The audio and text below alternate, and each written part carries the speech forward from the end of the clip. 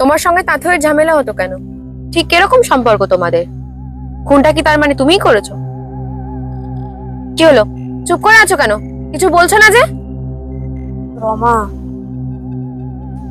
দেখো তুমি এইভাবে চুপ করে থাকলে আমরা কিন্তু তোমাকে খুনি বলে মনে করব। আর তোমার এগেইনস্টে যথেষ্ট এভিডেন্স আছে আমাদের কাছে। আর ওই ভিডিও ক্লিপিং গুলো দেখে পরিষ্কার বোঝা যাচ্ছে যে তোমার সাথেও সম্পর্ক ভালো না, ভালো ছিলই না কোনোদিন। ম্যাডাম, আমি তাথইকে ভালোবাসি। আমরা একে অপরকে ভালোবাসতাম। ইনফ্যাক্ট এখনো ভালোবাসি। সংসারে টানাপোড়েন অভাবের জন্য আহ, দেখা করার পরিমাণটা ভীষণ কমে যায়। ফলে এই নিয়ে আমাদের টুকিটাকি ঝামেলা হতো।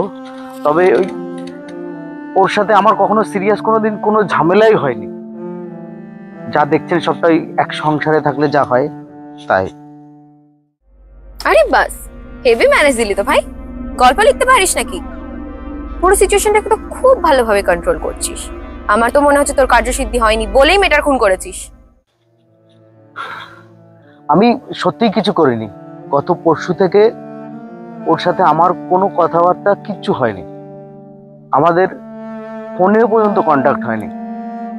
আমি ওকে বহুবার এসএমএস করেছি, তাও তার রিপ্লাই পাইনি। ভেবেছি রেগে আছে, পরে হয়তো রাগ থেমে গেলে এসএমএস করবে। ঠিক তারপরেই দেখলাম এরকম অবস্থা। মজুমদার, ওকে এক গ্লাস জল দাও। হ্যাঁ ম্যাডাম, দিচ্ছি।